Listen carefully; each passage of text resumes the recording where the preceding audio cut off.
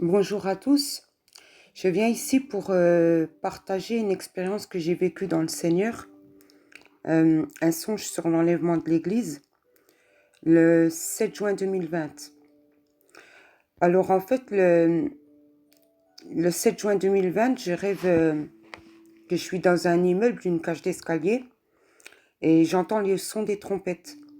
Et je cours vers ma famille et je leur dis, j'ai entendu les trompettes sonner, j'ai entendu les trompettes sonner. Et là, ma famille, elle me dit, non, t'as pas entendu les trompettes, c'est pas les trompettes. T'as pas entendu les trompettes sonner. Et je leur dis, si, c'est les trompettes, j'ai entendu les trompettes sonner. Et elles me croient pas, en fait. Et là, d'un seul coup, on entend un nouveau son de trompette, puissant, terrifiant et mondial. Et là, on court tous dehors. Et le premier réflexe qu'on a, c'est qu'on lève les yeux au ciel. Et là, on voit un cercle gigantesque, rempli de lumière, rempli de gloire. Et je vois des personnes, en fait, qui sont comme enveloppées d'une lumière qui commence à s'élever au ciel. Et là, je dis, Seigneur, moi aussi, je dois m'élever, je ne peux pas rester ici. Et je commence à m'élever, en fait.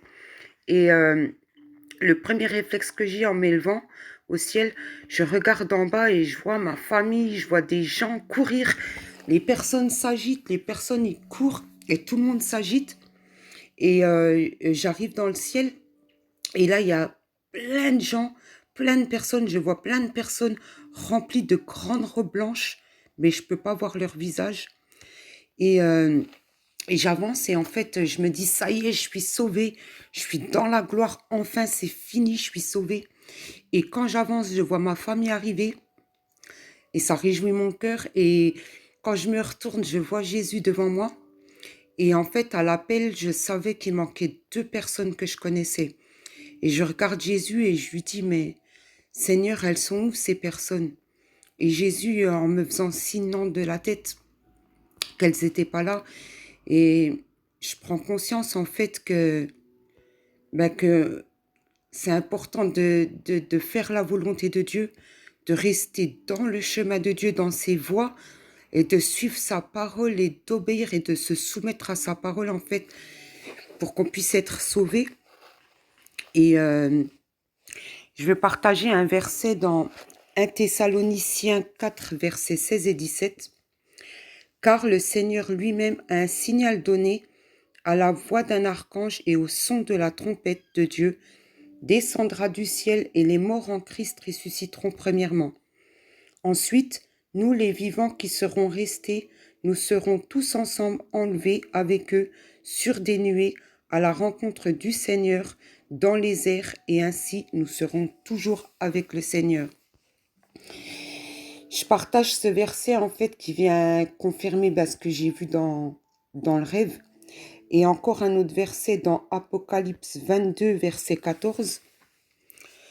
Heureux ceux qui lavent leurs robes afin d'avoir droit à l'arbre de vie et d'entrer par les portes de la ville. Si je partage ces versets, en fait, c'est pour que ça soit en accord ce que j'ai reçu dans le rêve avec la parole de Dieu.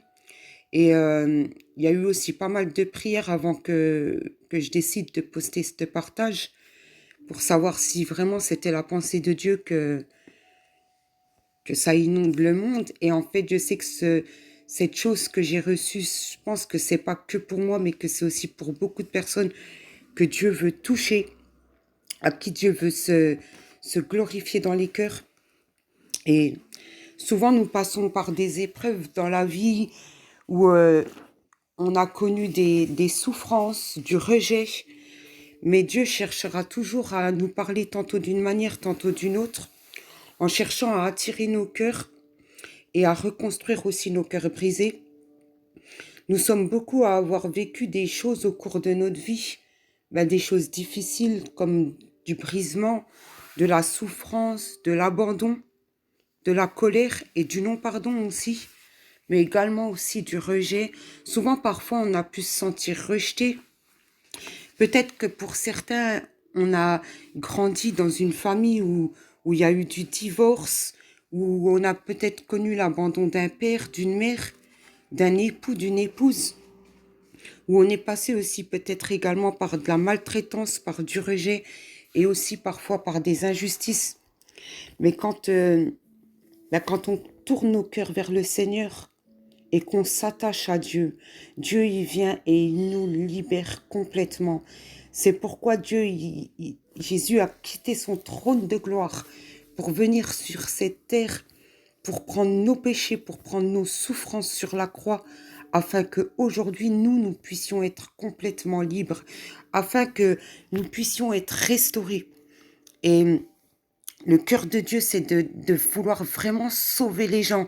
Dieu n'a pas destiné les gens pour l'enfer. Non, Dieu nous a destinés pour vivre une vie glorieuse avec lui. Et des fois, on rencontre des problèmes, des soucis. Et des fois, on reste aussi centré sur nos propres problèmes. Et aussi, ça nous prive de voir à quel point Dieu il peut être présent, à quel point Dieu peut nous relever, parce qu'on reste souvent centré sur nos propres problèmes. Mais il y a une personne qui est là et qui aujourd'hui te tend la main, qui aujourd'hui peut te relever de toutes tes détresses, qui peut soulager ton cœur, qui peut te guérir de toutes les blessures par lesquelles tu es passé. Et cette personne, c'est Jésus-Christ. C'est lui qui s'est donné pour racheter ta vie. C'est lui qui a payé le prix par sa propre vie pour te racheter, pour que tu puisses être pardonné devant Dieu. Et j'avais vraiment envie de faire ce partage pour encourager, parce que souvent, des personnes dans la vie, on croit que tout est perdu. Souvent, il y en a qui baissent les bras. C'est dur des fois d'avancer et de continuer à se battre. Mais sache qu'avec Dieu, il y a toujours un espoir. Dans ma vie, j'ai fait face à beaucoup de combats, à la colère, à l'orgueil, le non-pardon et à beaucoup de souffrances. J'ai fait face aussi à l'abandon d'un père. Et des fois, c'est dur de pardonner. Des fois, c'est dur, mais avec l'aide de Dieu, on y arrive. Avec l'aide de Jésus-Christ, on se surpasse. Souvent, j'ai proclamé dans mes prières tous les jours de ma vie, Seigneur, je lui pardonne, je leur pardonne, je leur pardonne. Et quand, Seigneur, si tu trouves que mon cœur n'est pas sincère, alors Jésus, donne-moi la force de pardonner. Et j'ai senti vraiment cette délivrance dans mon cœur, cette puissance que Dieu a déversée sur ma vie, parce que Dieu m'a relevé. Dieu a guéri mon cœur de beaucoup de blessures et il l'a fait pour moi, il peut le faire pour toi. Il le fait pour tout le monde. Il n'y a personne qui est supérieur à un autre dans ce monde. On est tous égaux devant Dieu. Et pour Dieu, il faut être vraiment des personnes bouillantes. Mon frère, ma sœur, sois une femme, un homme de Dieu bouillant. Cette personne qui a du zèle, qui a de l'audace. Cette femme de Dieu et cet homme de Dieu qui recule devant rien, mais qui se lève chaque jour de sa vie pour la gloire de Dieu. Que ton cœur brûle pour Dieu, qu'il soit le grand amour de ta vie. Nous ne pouvons pas être des personnes tièdes, parce que si nous regardons la parole de Dieu dans Apocalypse 3, verset 16, il est écrit « Ainsi, parce que tu es tiède et que tu n'es ni froid ni bouillant, je vais te vomir de ma bouche. » La tiédeur spirituelle ne fait pas partie du cœur de Dieu. Le plus important, c'est de chercher Dieu de tout son cœur et Dieu se laisse toujours trouver.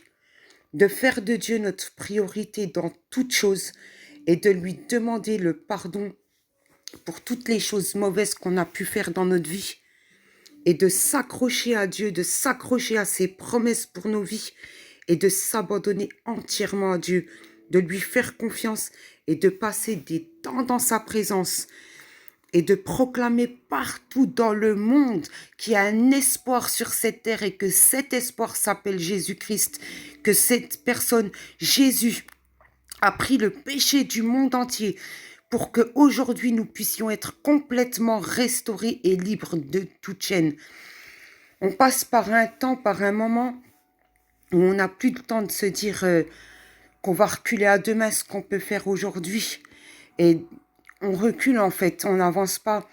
On ne peut plus avoir un pied dans le monde. Enfin, on ne peut pas avoir un pied dans le monde et un pied dans le Seigneur. C'est un temps où il faut vraiment choisir qui tu veux être vraiment. cette personne de Dieu que tu veux être et de s'accrocher par-dessus toi, Dieu, mais aussi de penser à laver sa robe. Parce que quand Jésus revient, Jésus vient chercher une église sainte, sans tache.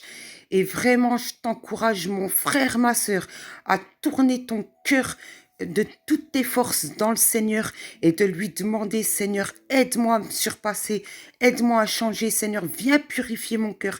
Et le Seigneur purifiera ton cœur, parce que le Seigneur, il dit dans sa parole que celui qui le cherche de tout son cœur finit toujours par le trouver. Et aussi, par rapport au non-pardon, combien il est important de pardonner si quelqu'un t'a blessé dans la vie. Parce que si on ne pardonne pas, comment Dieu lui-même nous pardonnerait? Et si on regarde dans Matthieu 6, versets 14 et 15, il est écrit « Si vous pardonnez aux hommes leurs fautes, votre Père céleste vous pardonnera aussi. Mais si vous ne pardonnez pas aux hommes, votre Père ne vous pardonnera pas non plus vos fautes. » Combien il est important de pardonner pour être nous-mêmes pardonnés devant Dieu. J'ai vraiment à cœur de te dire que peu importe les épreuves que tu vis, peu importe combien la vie est difficile, par les souffrances par lesquelles tu peux passer, il y a un espoir et cet espoir c'est Jésus-Christ. Et Seigneur, je te prie vraiment pour toutes ces personnes qui entendront ce partage. Je te prie, Seigneur, vraiment que tu impactes leur cœur. Que, Seigneur, là où il y a besoin de guérison, que tu poses ta main puissante afin de libérer ces cœurs, afin de restaurer, Seigneur, que tu mets un baume sur le cœur de ces personnes. Seigneur, tu es le Dieu qui relève, tu es celui qui libère et qui guérit. Je proclame cette liberté dans le cœur de ces personnes, par la puissance et le nom glorieux de Jésus-Christ.